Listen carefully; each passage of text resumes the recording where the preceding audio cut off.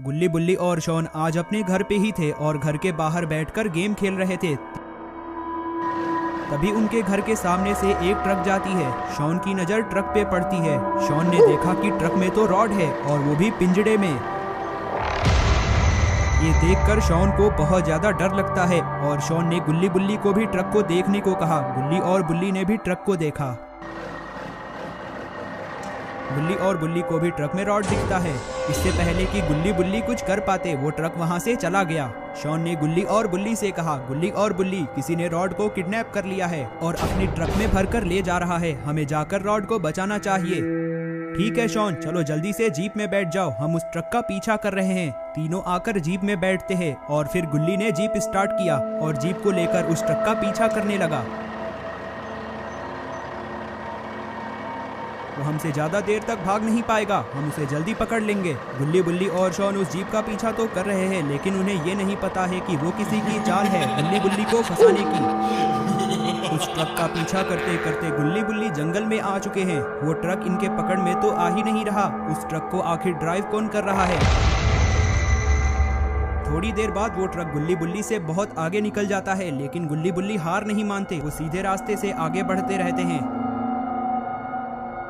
थोड़ा आगे आने के बाद इन लोगों को दो रास्ता दिखता है और इन्हें समझ में नहीं आ रहा कि वो ट्रक किस रास्ते पे गया होगा। तभी शॉन ने कहा, तुम लेफ्ट वाले रास्ते पे ले चलो। शॉन की बात सुनकर गुल्ली गाड़ी लेफ्ट वाले रास्ते पे ले लेता है और अब ये लोग और भी जंगल के अंदर जाने लगते हैं।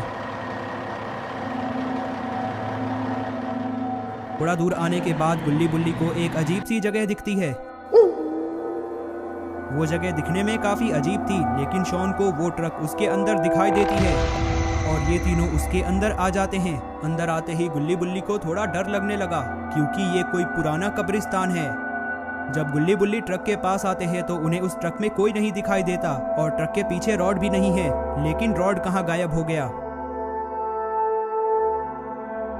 अभी ये लोग रॉड को ढूंढ ही रहे थे, तभी शॉन को पेड़ के पीछे किसी की परछाई दिखती है और शॉन उस पेड़ की तरफ जाने लगता है।